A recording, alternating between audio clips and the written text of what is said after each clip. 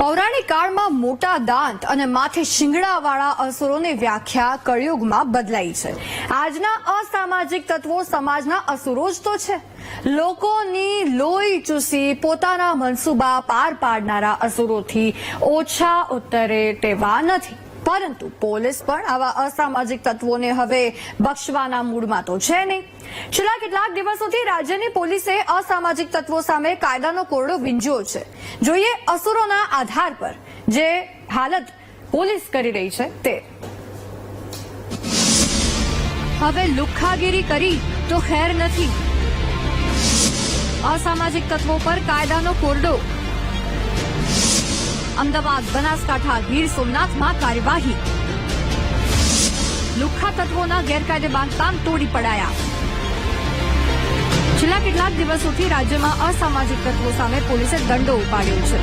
શહેરોમાંથી ગુનેગારોને શોધીને કાર્યવાહી કરાઈ રહી છે. તેવામાં આજે અમદાવાદ, બનાસકાંઠા અને ગીર સોમનાથ જિલ્લામાં પોલીસે કાર્યવાહી કરી છે.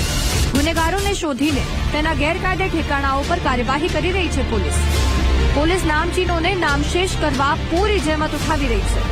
અમદાવાદમાં ગુંડા તત્વો સામે પોલીસે કાર્યવાહી કરી. શહેરના જુવાપુરા વિસ્તારમાં ગેરકાયદે દબાણો દૂર કરાયા. મોહમ્મદ મુશીર કુરેશીની ગેરકાયદેસર મિલકત તોડી પાડવામાં આવી. મોહમ્મદ મુશીર પર જુગાર, આર્મ્સ એક્ટ સહિતના અનેક ગુના નોંધાયેલા છે. તો સાથે જ બેજલપુરમાં ખંડણી, જમીન, મકાન કે દુકાન પડાવી લેવા સહિતની ગુનાહિત પ્રવૃત્તિઓમાં પણ તે સંકળાયેલો છે. પોલીસના કહેવા પ્રમાણે મુશીરના અન્ય સાગરીતો પર પણ કાર્યવાહી થશે.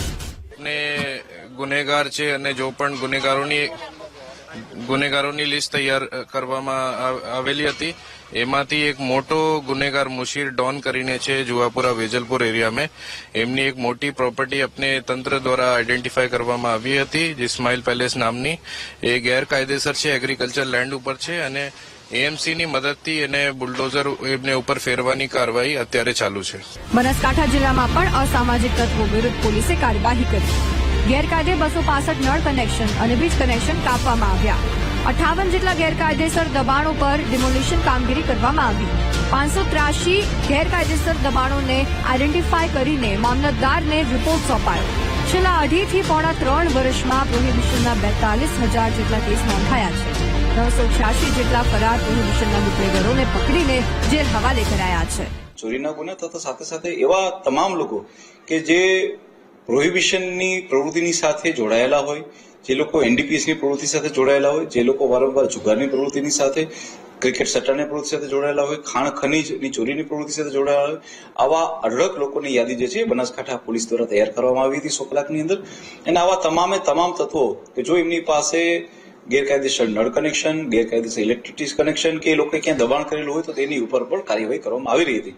બનાસકાંઠા પોલીસના તમામ સ્ટાફ અને ખાસ કરીને બધા જ પોલીસ સ્ટેશનોએ તથા એલસીબી અને એસઓજીના સ્ટાફે સાથે મળી અત્યાર સુધીમાં 265 જેટલા આવા ઇલીગલ કનેક્શન કે જે ઇલેક્ટ્રિસિટીના હોય કે નળ કનેક્શન ના હોય એ લોકોને કાપી નાખવામાં આવે છે.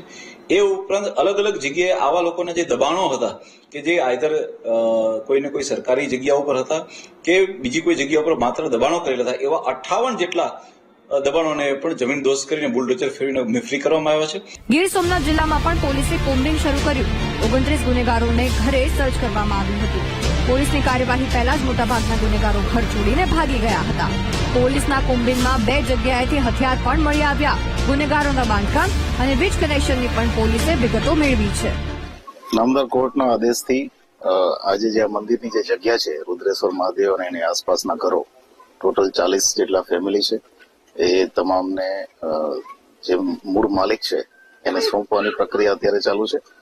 કોર્ટ દ્વારા કમિશન નિમવામાં આવ્યું છે અને કમિશનની હાજરીમાં પોલીસ સાથે રહી અને આ કાર્યવાહી અત્યારે ચાલુ છે.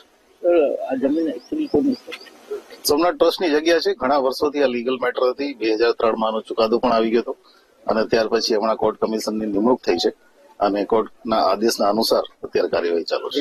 ગુજરાતમાં વધતી ગુનાખોરીને ધ્યાને રાખી પોલીસે અસામાજિક તત્વો સામે કાર્યવાહી કરવાનું અભિયાન ઉપાડ્યું છે, જેમાં અમદાવાદ સહિતના વિવિધ શહેરોમાં ગુંડા તત્વો સામે વિવિધ પ્રકારની તપાસ કરીને કાર્યવાહી કરવામાં આવી રહી છે. Bureau report, VTV news.